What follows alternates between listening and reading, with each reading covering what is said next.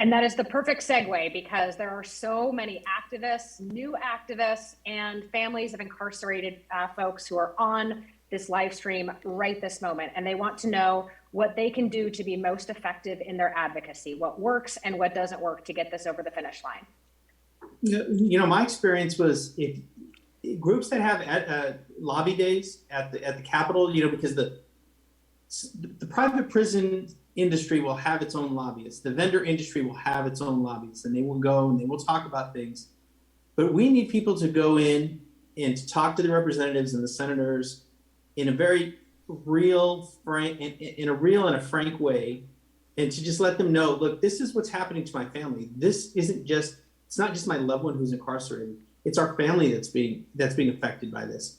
And to let them know your struggle in just getting simple things like buying toiletries for your loved one, or buying other commissary for your loved one, or worrying when your loved one gets sick in DOC, what's going to happen to them, whether they get adequate care, whether their security is high enough, whether they're being treated fairly by the staff.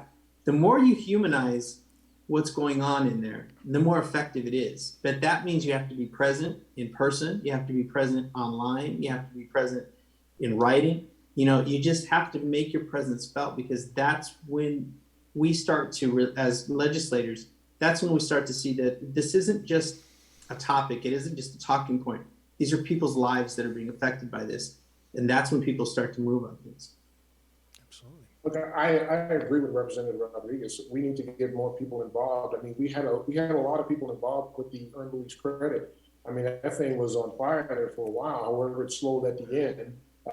However, with this particular piece of legislation, it's important. It's important that we're able to look into our prisons, or any organization, and account for the dollars, the taxpayer dollars that are going into that. Look, when I was in the military, we had inspector generals that would come and inspect our organizations. I used to welcome that type of feedback, because what it does, it makes you a better organization. We're going to find bad pieces and bad players, bad actors in every organization.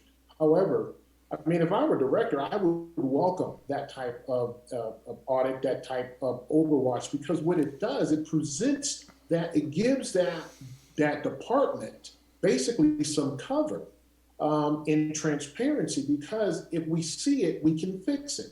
Now, if we see it and it doesn't get fixed, that's a whole different conversation. The Oversight Committee will do nothing but help the Department of Corrections. I don't even know what they feel like that they have to lose. I mean, right now, they're being sued. We are overspending or the money's not being managed properly. And I would welcome this type of legislation. Say, come in, look at what I'm doing, tell me how I can fix this.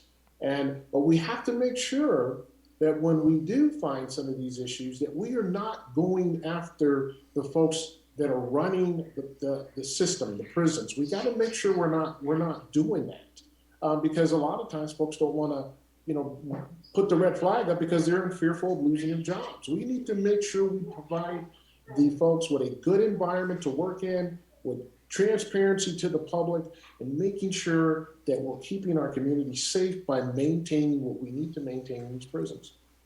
Absolutely. And if I could add something to that too, to both those statements, when we talk about public support for this, and it's a conversation, in this conversation that we have so often, what gets lost remarkably is the public safety element of what's going on in the Department of Corrections and how that is impacted as well. And we've had that this year. There's a direct correlation between the staffing levels at Florence South Unit and the escape that happened. And so there's a public safety element here. So it doesn't have to just be somebody that has a family member that's in the Department of Corrections or a staff member. That this internal safety is extraordinarily important, will benefit from this legislation. But moreover, there's public safety issues at play here, and additionally, public dollars at play here. So this is an issue that reaches every man, woman, and child in the state of Arizona, and it needs engagement from everybody on this issue. Yeah, I agree with that. Total, I agree with that.